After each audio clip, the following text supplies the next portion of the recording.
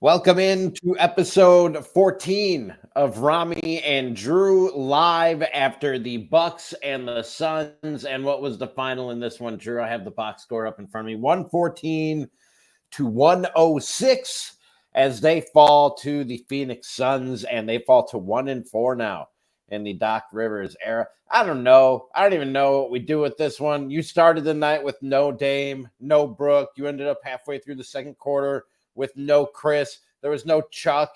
There was no Kenny. This was not a good night for the and somehow it was actually a game for the first half, and then Phoenix just pulled away in the third quarter. All right. Let's first. Are you okay? By the way, what are you more upset about? That they lost, or that you lost your daily fantasy plays? Yeah. No, I'm more mad that I needed Giannis to get one more point, one more rebound, or one more assist, and then I made $75. Instead, no, I just made 24. Pat Connaughton selfishly decided to make his last layup as a Milwaukee Buck. So I'm glad that might have been Pat's last game in a Bucks uniform. Thank you, Pat Connaughton, for making a layup when it mattered the most to me. Dude, you want to ride off into the sunset. You know what I mean? You want to be able to really leave your mark on an organization. You want to be able to, leave people with a good taste in their mouth. Leave them wanting more. Drew, we do stand-up comedy. You know the concept. Leave them wanting more. And that's what Pat Connaughton did. He left you wanting a lot more from him. If I would have hit on my bets, if he would have passed the ball to Giannis or let Giannis pull down a rebound, I would have paid for his Uber to Mitchell Field to get the fuck out of this goddamn state. If I would have hit $5, I'd be like, maybe I don't need new gym basketball shoes. Maybe I'm just short enough that I can be like, oh, what? The shoes aren't going to make a goddamn difference. But no, those 24 made tonight because of Pat instead of the 75 I would have made. Yeah, that's going towards fucking Dame 8s. So thanks. Maybe I'll never hit a jump shot again, but I'll also never have to. Who's wearing number 24 when Friday rolls around? It's not Pat Connaughton. We don't know that. I think we don't know that for sure. We don't. Here, I'm going to go 80% Bobby Portis is still on this team, and I'm okay with that. Bobby Portis, I'm like 80%. I'm like, all right, like, I don't know what John Horst has cooking. I don't know that Bobby necessarily gets traded. I think Pat Connaughton could get traded for concessions. I might get stale popcorn the next time I'm at the Fiserv Forum for whatever the fuck we get for Pat Connaughton. Because, God damn it, again, it's like clockwork, man. Like, the amount of times that guy leaves his feet on a pump fake from a player that is not that good at basketball. Like, and I get these guys are in the NBA. They're all better than me. They're better than everybody I play basketball with. I fully understand that. I don't know. You're getting your Dame 8s. You're getting your Dame 8s, and you're getting back in the gym. Are they better than you? We'll find out. I said a week ago that the 10-year-olds that play on the little kid court next to the adult court, they could pump fake and Pat Connaughton would bite on it. So I'm sure he could torch all of us, but I think we could make it a game. In a game of 21, I think we could lose to Pat Connaughton 21-15. I am confident that we could get some open jump shots on Pat Connaughton at this point in his career, and that's fine. You know what? Father Time, undefeated, and Pat Connaughton, very defeated. And me right now with my underdog bets because of Pat Connaughton, also defeated. So, I'm a little salty. There's a lot of salt going. I mean, I hope it's not anything serious with Khris. They're saying it's not anything serious with Dame. Yeah. Brooke Lopez missed the game because, he had a baby. Did he deliver the baby himself, or did his wife deliver the baby? He really has to miss a game. They said in a Facebook group chat somewhere. But I think it would have been. I'm not that worried about tonight, Drew. And I know we keep on saying this, and maybe we're delusional, and maybe we're fooling ourselves when we keep saying this in losses. But I don't feel that bad about tonight, and I'm not going to get upset about 1-4 in the Doc Rivers era or start to panic. I feel good about the way a lot of the guys played tonight. Like, honestly, like I it's easy to be mad about losing games in 1-4 on a road trip, especially when you could have circled 2 of these games and gone, those are wins. And that was Portland and Utah. Dallas, I was like, that could be a shootout. And, we won that game pretty convincingly after falling down by 26 points. The Denver game I thought was going to be a struggle. I mean, going into Denver is always a struggle. Phoenix is a struggle because you got that moron, the guy, he's got like a gecko tattoo and he counts dollar bills. You got that moron. That's distracting because he's stupid. And then you gotta call a timeout, and you gotta ask which player on the Phoenix Suns has more shit on their face. Is it Brad Beal with his goddamn mask of whatever the hell, or is it Devin Booker with Kylie Jenner's makeup? Like Devin Booker, like his name is the longest last name in the NBA. Like you would think that it'd be like Dorian Finney-Smith, or it'd be like Antetokounmpo, or the other Antetokounmpo. But no, it's actually Devin Booker Jenner. Fucking Kardashian. That like there are more hyphens in his last name, and there's more sponsorship on LaMelo Ball has to cover up the tattoo for his La France brand that he has, but Devin Booker's allowed to just walk out there with Kylie Jenner's mascara on, and then every time he gets smoky eyes, and that's how they know, because now they got chick referees. And I don't want this to be a woman bash podcast, but god damn it, dude, we got lady referees, and like, oh, Devin's a little bit smoky. And you want to know something? I knew 3 Devins in high school, and around prom time they were smoky too. So you let them go to the free throw line, you give them a I totally understand it. And that's why Devin Booker is goated above Kevin Durant, who the back of his head looks like a goddamn worn out diner made shoe. But that's fine. Shave it all or don't. But you know what? Just because you want to be in the GOAT conversation doesn't mean you also grow a beard like mine to start saying I at least look like a GOAT. Yep. Fuck ass. I hate. Are you okay? Are you okay? Because we just said like there's not that much to be upset about, yet you seem very upset and are making personal attack. First of all, didn't I tell you the Suns? They're when they were talking at the end of this game, and they're straight up going, oh, this is what this big 3 could be. Oh, you beat AJ Green with Brad Beal? Holy shit. Oh my God, this big 3 could beat a G League team. Well, fuck me. Let's not play the goddamn playoffs. We got Brad Beal 85 points between the 3 of them. Holy shit. I get it. And okay, so this is the last one I'm going to gripe about before we start bringing people in who are probably, they're probably sober. But here's the thing. Brian Anderson, you remind me how many topos are we in tonight? Well, I said I opened Don't go after Brian Anderson now. Brian Anderson is one of us. Is he? Is he? Yeah. No, yes, and you would have to also lobby that he's one of me because you're a Cubs fan. So I had to listen to Brian Anderson get excited for Ryan Braun hitting walk-off grand slams. Big Brewers moments from like 20 or 2008 all the way through like the 2011 season. The Greinke years, the Gallardo years. And Brian Anderson, you know what? You're a professional. You're a wonderful guy. You're great at your job. You're so good at your job. You're basically a fucking robot when it comes to everybody but the Milwaukee Bucks, because he is exactly like in 2019 when Gus Johnson was calling our game on Fox Sports Wisconsin against the Toronto Raptors when Kyle Lowry hit the first big shot of his goddamn 25-year career or whatever he's at this point. And he hits the first time Kyle Lowry doesn't choke in the playoffs. And Gus Johnson is like, oh my God, he fucking hit the shot. And good for you, Gus Johnson, that you were on a Milwaukee Bucks telecast and you were so happy the Toronto Raptors gave us the knockout punch that you celebrated it in front of all of the Bucks fans. So again, Brian Anderson, you've been in Milwaukee. I know you don't say Milwaukee like the rest of us do because we don't pronounce the L here because we're too drunk to do it.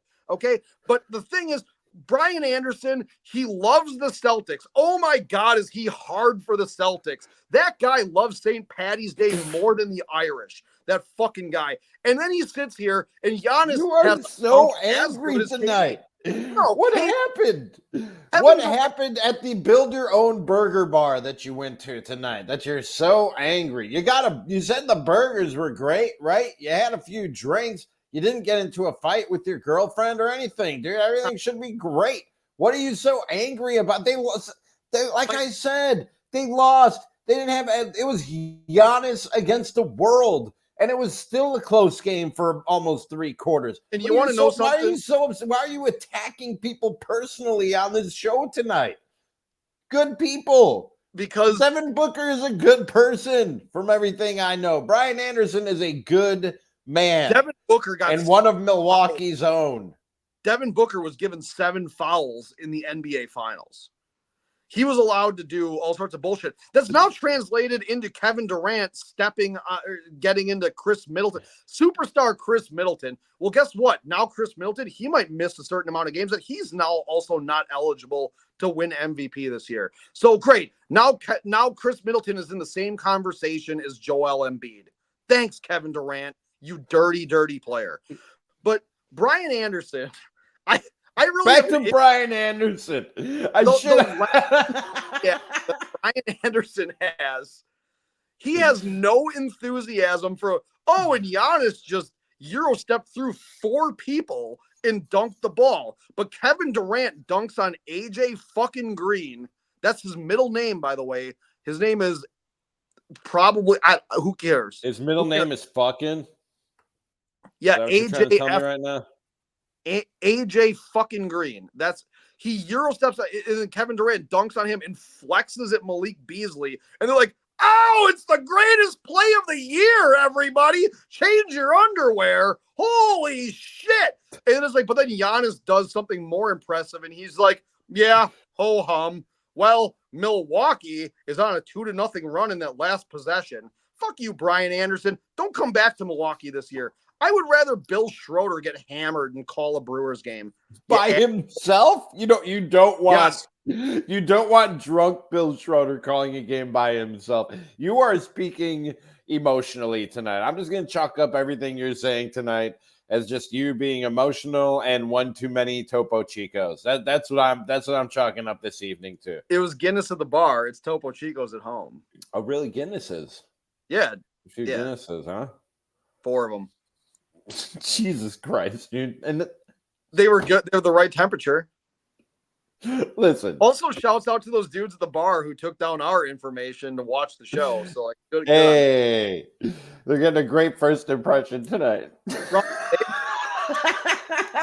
Ramie, they also didn't know, first of all, man. My selling point is always, hey, like my co-host, he was on 1250. He had like a great radio show during like the prime time, yeah. And they're like, these guys were so young that they were also like, oh, we had sports talk radio in Milwaukee. And I was like, yeah, once upon a time. We really did. It was there.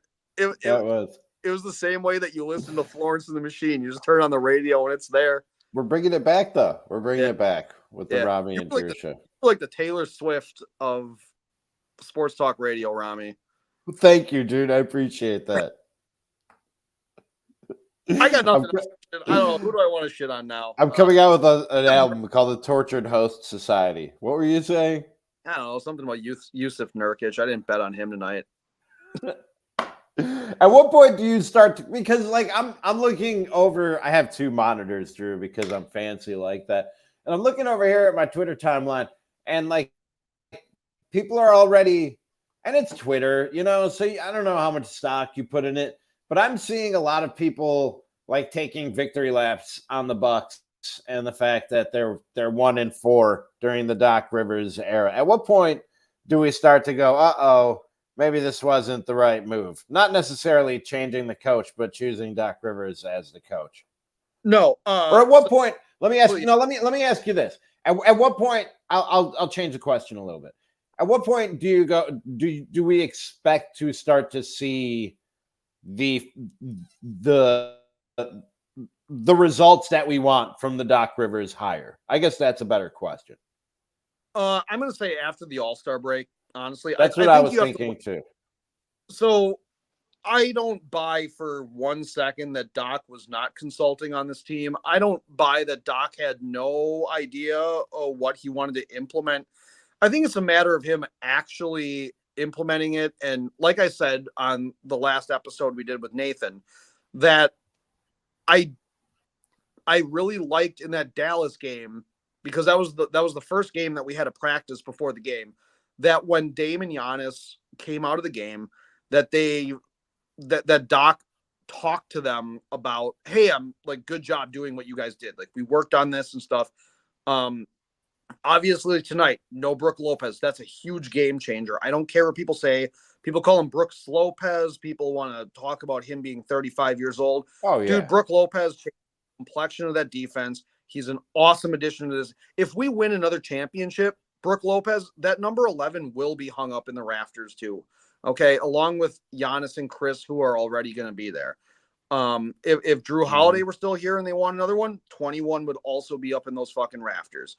Honestly, I could see if they win one, Dame could end up there too, being a big part of this. The big issue here is, like, they've had guys who are hurt, not feeling right, coming off a back-to-backer on a tough road schedule. This was a tough road trip. Portland and Utah should have been your 2 wins, and you dropped both of them. That was bad. Dallas would have been a forgivable loss because they're a very good team, especially under a new coach. Like, this should have been a 2-3 road trip at best or at worst. And now we're 1-4 on this one, and we beat one of the better teams we had to play. I do think Dallas is better than Phoenix. I think they're a more true tested version of what their final product is. Portland is all young guys trying to prove themselves the same way Detroit is, the same way like the Spurs are. Like, these are guys fighting for their lives to stay in the league. And Portland beat us, and that was a problem. And it was sloppy play at the end. It was bad decision making at the end. We weren't at full strength tonight. And then Khris Middleton, he came out playing very well tonight, and he got hurt because Kevin Durant's a dirty player. He's been a dirty player for 29 years or however long he's been in the league. He used to have a full head of hair, and now you know, First of all, I agree with you about the All-Star break. I do want to start to see some of the results that from the Doc hiring that we were all hoping for coming out of the All-Star break. And so I'm not going to worry about it now, and I'm certainly not going to worry about it when 3 of your 4 best players aren't even on the floor for all or most of this game.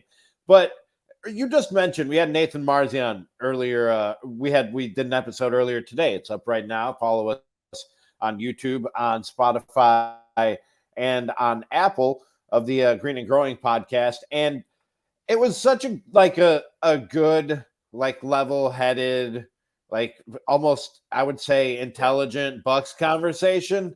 And then you just come out here on the post get like this is the same day. These are two completely different. These are two completely different Drews on the same day. And if people who are watching right now or listening don't believe me, go listen to that episode. It's like 45 minutes of good Bucks talk. And now this is you just I think buzzed and a little upset and just personally attacking people. I lost 2 games of bar dice. You lost 2 games of bar dice. You lost your daily fantasy plays. The Bucks lost. Yeah, it's been a rough night for you, but you don't have to take it out on Kevin Durant. You don't have to take it out on Kevin Durant's hair. I have a Kevin Durant jersey from when he was in Oklahoma City, and his hair was fine. Yeah. So you're just discriminating based on hair, which is not okay. I know mine's a little bit crazy because the end of the fucking game was. What is going on there, dude? I noticed that. What is happening? I don't know. I usually wear a beanie. I gotta get a haircut. At least I know when I have to get a haircut, Kevin Durant. All right, you're not gonna get into the goat. You're not gonna. they're not going to make you a statue until you can make a fucking decision. All right. You're not going to get in the GOAT conversation on this one. No, like all seriousness. No, I think that once we get back into Milwaukee and they're actually able to, also Brian Anderson, you hear how I said Milwaukee because I'm from here. When they get back, take pride in the fact that you don't enunciate. That's not something to be proud of. It's Milwaukee. They go can ahead. It's like Lisa Byington saying 5-serve for him. Like she slurs it and she seems sober as a judge. It's fine. I like Lisa Byington. She's fun. But I think that once the players are allowed to get back, like they get back in their own beds, they can, have time with their families and they can actually get in the lab and actually work on this stuff. And then, they're going to have the All-Star break to get healthy and stuff. I think that's when we see the results, because even though I came out trying to be, memeing and being angry and shit about things, this game was not a total disaster. The Utah game was not a total disaster. And the Portland game, honestly, the Portland game was the most disappointing one of the 5 on this road trip, because that was a game that we beat ourselves pretty badly in with just dumb decisions. The Utah game, we ran out of gas. Dallas, we showed a lot of fight. I think the defense still has looked much better than it did under Adrian Griffin. And when we get the full strength, Dame, Giannis, Khris, Brooke, and then Malik Beasley, honestly, tonight, again, great defense. I thought his defense was really good tonight. He's not as bad as what, if guys like Cameron Payne and like Malik Beasley are playing defense at this level, and it's in losing efforts, but we don't have our starting 5 out there, because you got to have your starting 5. They're going to be fine. This loss doesn't. I thought tonight was a great night for Giannis. 34 points in 38 minutes, including he had a 3, he had 10 rebounds, 6 assists. I mean, he almost put up another triple-double. And another really positive night for Malik Beasley. And man, I keep saying, first of all, they've been a top 10 defensive team since they fired Adrian Griffin. Now they've fallen into the bottom 10 offensively, which is odd. But I don't worry about this team scoring once the ball gets rolling. Like, you got Giannis and you got Dame and you got Khris. You just need to and not even like become a top-notch defense, but you just need to fix the defense to a certain level. And then once those guys get clicking, man, it's a wrap for the rest of the NBA. And again, I said this earlier, I don't know if we're lying to ourselves and deluding ourselves when we keep saying, nothing to see here, nothing to worry about, everything's fine, or if we're right, but I legitimately don't see a lot to worry about on a night like tonight, and with what's gone on to this point in the Doc Rivers era. I think tonight, especially early in the game, Giannis, he didn't score a point until he came back in at the end of the first quarter. I think he only had 4 points coming out of the first quarter or something like that. Like, he wasn't scoring a lot. Giannis was finding guys. He was passing the ball to a lot of guys that were open, and that's, of course, with Khris out there, because Beasley and Khris were the only 2 who scored our first 12 points. Malik Beasley hit 2 3-pointers, and then Khris automatic just from the mid-range, again, like he always is. It was great. Like, those guys were doing well. A couple other dudes were getting involved. Like Giannis was consciously looking for everybody else to score, so he didn't have to take it on himself. And I said in our group chat that I was like, if we keep it close, I see a Giannis takeover fourth happening. And he did try to go to the basket a lot more in the fourth quarter. He did try to create his own shots, but he let everyone else use that energy early on so he could use it late, because he was the only guy after Khris Middleton went down. Like, I'm sure the game plan was keep it close, let Giannis and Khris run a 2-man in the fourth. Obviously that fell apart because Kevin Durant, he happened to end up in Khris Middleton's landing area on that shot. If Khris was out there, I think the dynamic of this game is vastly changed. I think that the Bucks, as much as I want to shit on, Pat Connaughton, as much as I want to, meme on, some of the fun things that we can pick on and stuff, I think everybody on that roster showed a lot of fight that played tonight. Like Mhm. Lopez, I thought he showed a lot of fight. There were some ugly hook shots he made or he took, but he also had some very good moves around the basket that I'm like, all right, I would be curious to see for a couple minutes here and there when Brooke is back. What does a Robin Lopez and Brooke Lopez, both of them out there at the same time, what does that look like down low? The both of them are the exact same person. One's got fun hair, the other one he's a dad now or something. Let those guys let's just see what happens out there. That'd be kind of fun. Like there's enough encouraging things that happened in this game that I'm actually not mad. It's just fun to be mad, I guess. Bobby had a solid. Well, he only had 5 points and he was 2 of 9 from the field. But I felt he was still. We've said before, like when the shots aren't falling, he seems to disappear on the boards as well. He grabbed 9 rebounds, including 3 offensive rebounds, and gave him some second chance opportunities. Like he didn't check out of the game and become a non-factor, despite the fact he was 2 of 9 and only had 5 points. He was actually a +2 on the night in his 31 minutes on the floor. So yeah, I thought there were plenty of positives to take out of this game, man. And like I said, I'm not going to put, whether it's the Phoenix Suns or anybody else, I'm not going to put a lot of stock into a game where you're missing Dame and Brooke, and then Khris goes down with an injury in the second quarter. I'm fine. And I'm totally fine right now. I'm not in panic mode at all. I'm just the Phoenix Suns annoy me. Durant annoys me at this point in his career. Devin Booker has always annoyed me. Devin Booker is on the same level of bothering me as like Jason Tatum. Whenever Jason Tatum like tweets about how Kobe would love this. Kobe, it's like fuck you, dude. Kobe would think you're a bitch. Okay, like all right. I'm so tired of this shit. Where it's like these guys like they're like assigning like, oh, Kobe would love everything about me. It's like the man's been gone, dude. Like stop assigning you disappear in big moments, dude. Like I'm sorry. Like the biggest highlight of the Milwaukee Bucks, like honestly, is Drew Holiday strips the ball away. And it's on Devin Booker, and all he does is go, it's like, dude, like, I'm sorry. You're wearing your ex-girlfriend's mascara because it doesn't expire. Like, is it X? Are they broken up? Oh, yeah, she's with Bad Bunny. Yeah. I thought her, her, I shouldn't assign a gender to Devin Booker. Him, and her broke up after the final. You're right.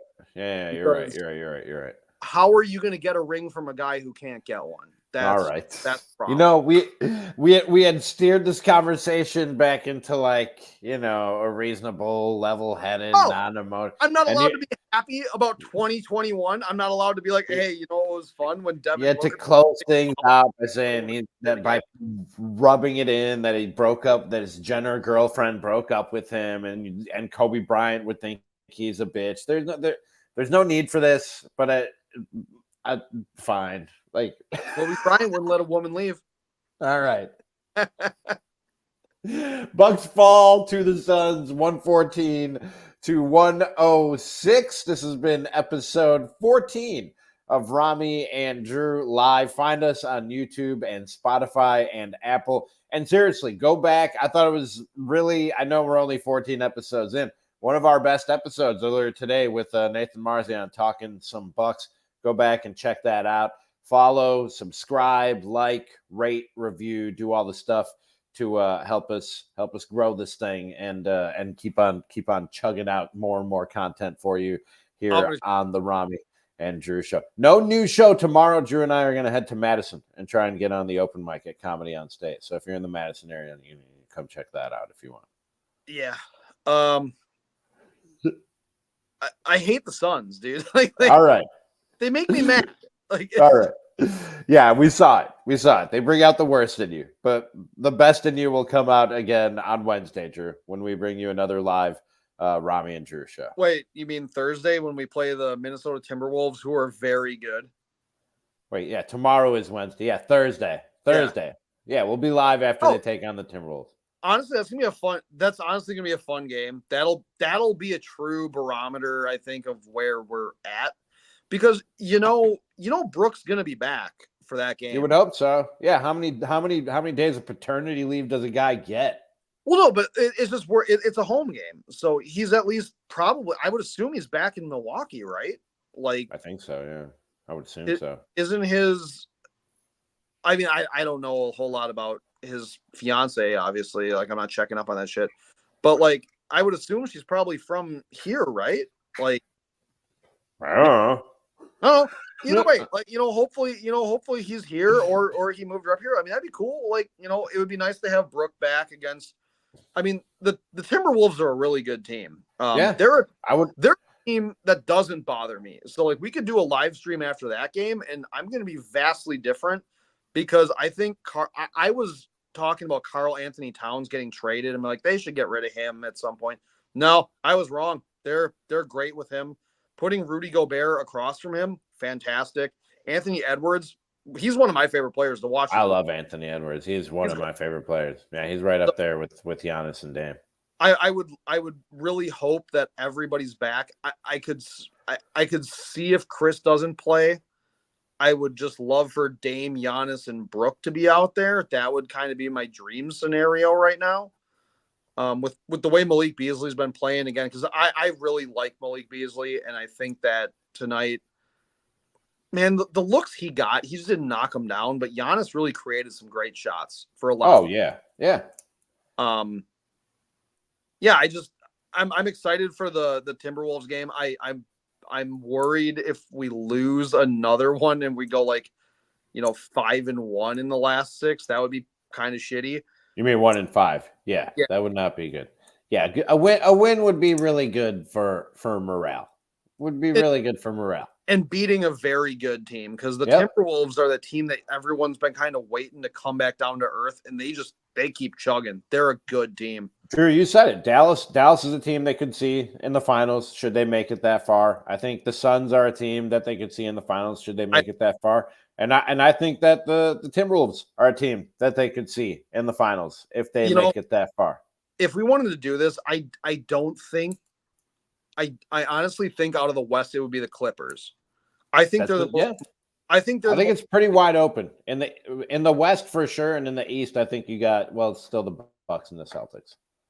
I think it's Bucks and Celtics. We got to definitely tighten up some things here and there. Celtics are probably the Eastern Conference Finals, especially because Embiid's out for now a few weeks. So 76ers are going to fall down a little bit. I could see Cleveland jumping us in the standings, honestly. Cleveland's number 2 in the stand. I think they went to the 2 seed tonight. Yeah. And the Knicks win tonight. I know I took Brunson on the under, and I won that bet. So nice. But no. All right, Drew. Oh, you have more? I was about to wrap it up. I don't think Timberwolves are a serious finals contender this year. No, it's still early in their window, but I think their window is open. I think that if they're hot at the right time and make a good run, I don't think it's out of the realm of possibility. Well, it's the same thing as OKC, because I think that both of those teams right now, they're young and they're hungry. I like both those teams. Yeah, I love watching both of them. I think they're young and they're hungry. They got a lot of guys that I really like watching play. But I think that when the vets get to go at them, I could honestly see the Lakers putting out both of those teams. A healthy, I don't worry about the Lakers. AD, I think, could honestly knock out both of those teams just out of sheer experience. And I could see Ant getting rattled, because Ant's one of my, like I said, he's one of my favorite guys to watch in the league. I could see Anthony Edwards getting rattled at some point and just going cold, even though he's got Mike Conley next to him that could help him out. I also could see those guys on OKC being so young together that they could do what the Oklahoma City Thunder did and just folding, and then somebody being all right, I'm out of here. But that would be in a couple of years. I was going to say, I think it's going to be a few years before we get to that point. And I think the Clippers are honestly the team that could really, really hurt a lot of those young teams that are everyone's hey, they're doing a great job. And don't forget about my Sacramento Kings, Drew. Light the beam, baby. Light the beam. they're also a team that get overlooked a lot. And I think that, I mean, those guys got there last year. Like they were really doing well. I think they're a team that really punched someone in the mouth. I just think that Minnesota is tougher than the Kings. I think I don't know. Karl Anthony Towns, I'm still not sold on him, especially when you're talking about toughness. I think I am. I think I am. I love his game, and he's a good dude. But when it comes to having that dog, I just don't know that I see it in Karl Anthony Towns. See, and I think with Rudy Gobert across from him, that takes so much pressure off of him on the defensive end. I think absolutely he is getting more comfortable being more assertive. I don't know if Cat has that dog. All right. On that note, I think we should wrap this thing up, Drew. You get the shit on Cat. You get the shit on Cat on the way out. I say all this. Yeah, I do. I get one shot. I get one shot. You've been shooting shots all night long. A lot of people caught strays tonight, but we will come to you live after Bucks and Timberwolves on Thursday night. And Drew, I will see you tomorrow, but we will talk then. Yeah, I'll do my hair better. All right. Yeah, do something about that hair. I'll talk to you later. All right. Later.